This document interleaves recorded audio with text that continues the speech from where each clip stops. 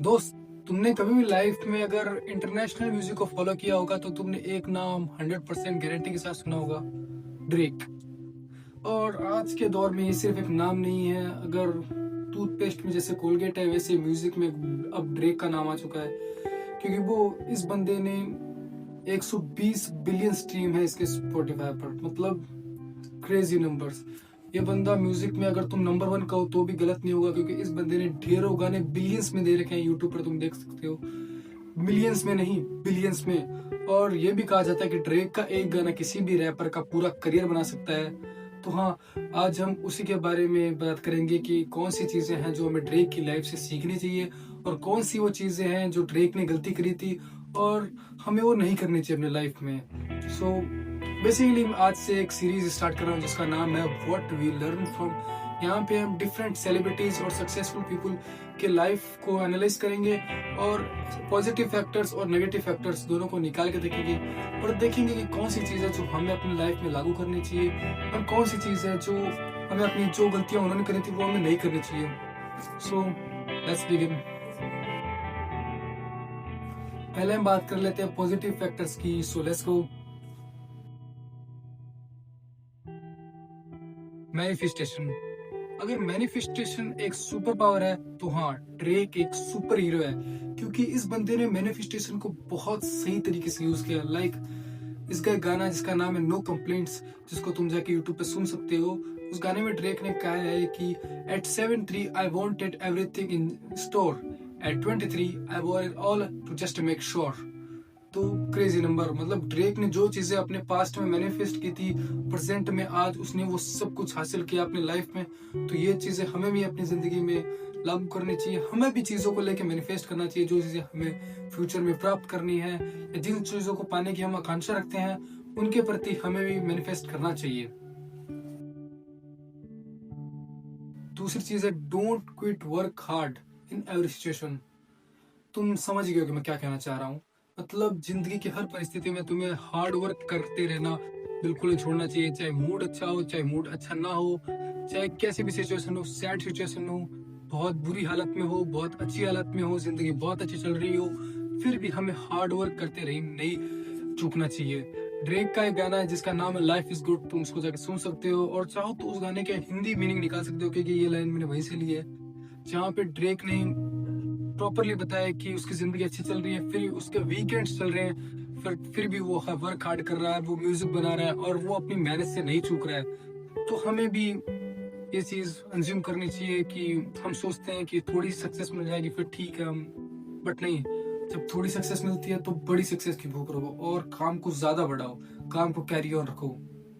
सो यार, तुम समझ गए होगे मैं क्या कहना चाह रहा हूँ। Avoid people judgment. ये भी एक तरीका है। अगर तुम लोगों की बातों को ज्यादा ध्यान से सुनोगे, लोगों की जो लोग आपकी तारीफ करते हैं या लोग आपकी बुराई करते हैं, तो बेसिकली इन दोनों को ही ज्यादा ध्यान से मत सुनो। क्योंकि अगर तुम तारीफ सुनने जाओगे तो दोस्त, ऐसा नहीं होगा कि तुम लोगों की जजमेंट जो तुम्हारे बारे में बुरा बोलते हैं वो नहीं सुन पाओगे, वो भी तुम अपने दिल पर ले लोगे। तो फर्ज करो कि तुम दोनों ही चीजों को लाइक ठीक है, इन चीजों को लोगों कॉम्प्लीमेंट समझो कि हाँ ठीक है, अच्छी बात है, कॉम्प्लीमेंट्स आ रहे हैं, यही बहुत अच्छी बात है। तुम्हें ये नहीं देखना है कि अच्छे आ रहे बुरे आ रहे, तुम्हें बस अपना काम करना है। और क्योंकि तुम्हें उन पे बेसिकली ध्यान मत देना है। अगर तुम्हें खुद में पता है कि मैं अच्छा काम कर रहा हूँ तो दोस्त, बस ये बहुत है। लोगों की जजमेंट पे इतना ध्यान मत दो। यही ड्रेक ने फॉलो किया था, और आज तुम खुद जानते हो कि Drake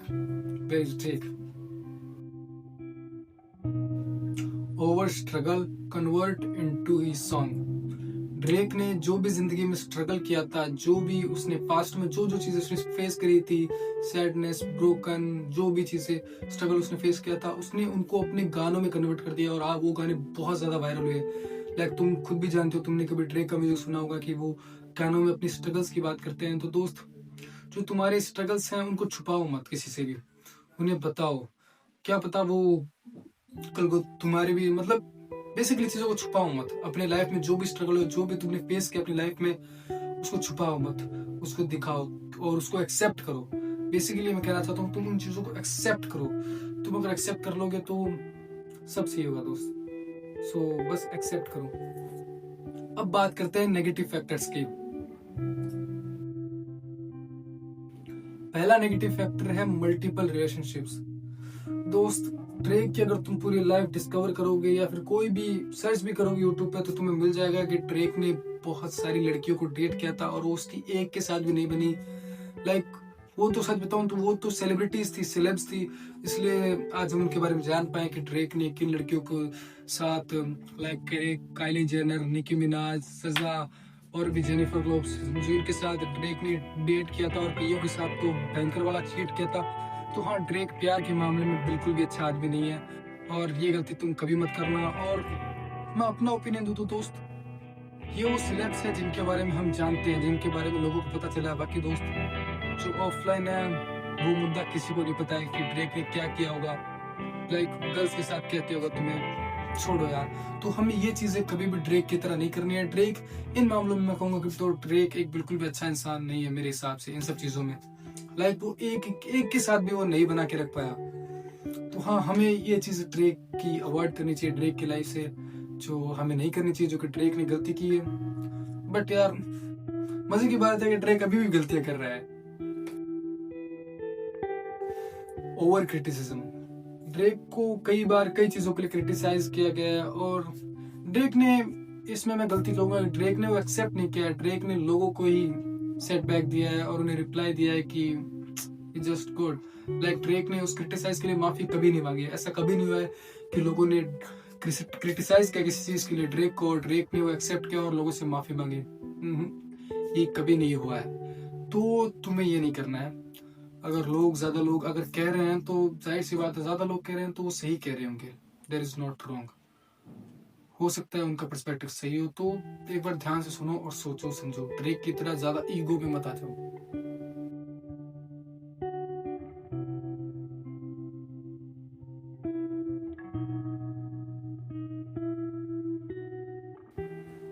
last one is gambling promotion.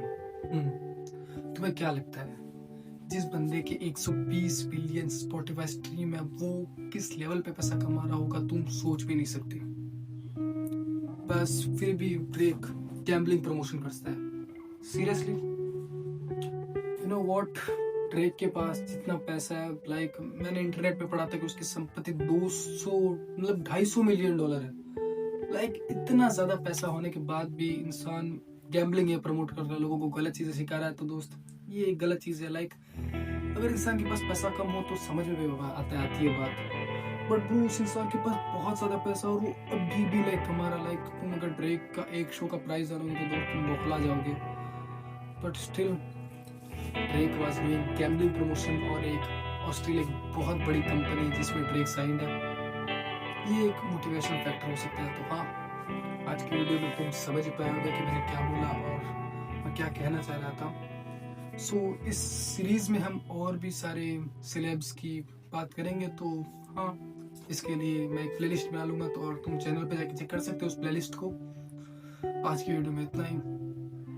और किसी सेलेब्स के बारे में और कुछ जानना चाहते हो तो हाँ, तुम नीचे कमेंट कर सकते हो। Thank you.